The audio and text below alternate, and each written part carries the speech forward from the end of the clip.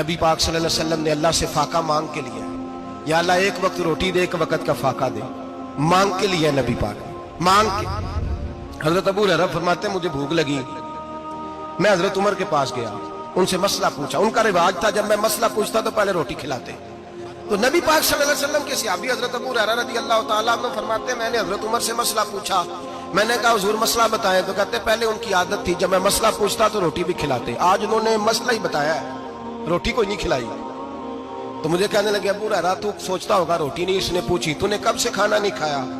میں نے کہا آج صبح سے۔ تو جناب عمر کہنے لگے میں نے کل صبح سے نہیں کھایا، چل ابو بکر صدیق کے گھر مسئلہ پوچھتے ہیں۔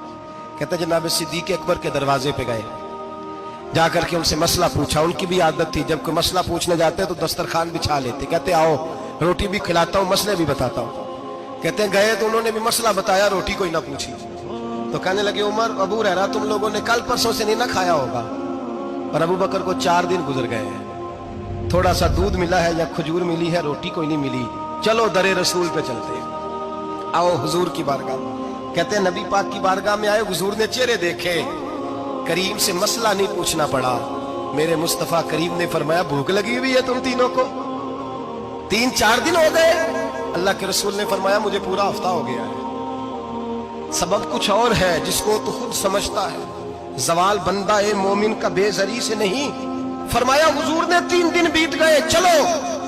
میرا بے تکلف صحابی ابو الحسن انصاری، وہ بڑے نصیب والے ہوتے ہیں جن کو میرے نبی پاک خود کہتے تھے کہ تیری فلانی ذمہ داری ہے۔ اس زمانے کا تو کسی کو کہہ دیا جائے یہ تیری ذمہ داری ہے تو کہتا ہے یہ تو پھٹیکے ڈالنے لگ گیا، یہاں سے تو چھٹی کر جانی چاہیے۔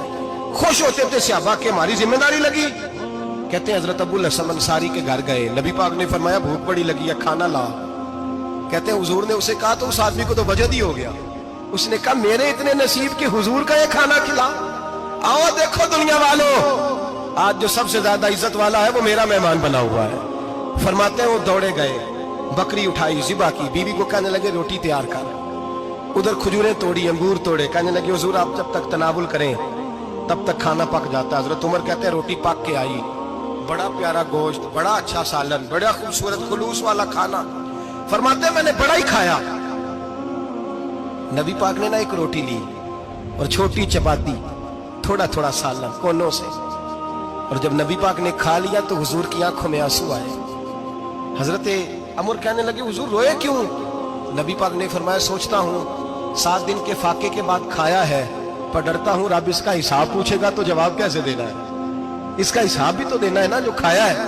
تو حضرت عمر فاروق کے ہاتھ میں کچھ چیز تھی، زور سے زمین پہ ماری، کہا محبوبہ 7 دن کے بعد بھی روٹی کھائے تو حساب دینا ہے؟ نبی پاک فرمانے لگے عمر وہ مالک ہے نا، تو جب دیتا ہے تو حساب نہیں لے سکتا، حساب تو دینا ہے، حساب تو دینا ہے، تیاری رکھو۔ صحابہ کرام فرماتے ہیں ہم نے ارادہ کیا کہ آج کے بعد ہم پھر فاقے کریں گے، کم کھائیں گے، اس لیے کہ حساب دینا ہے۔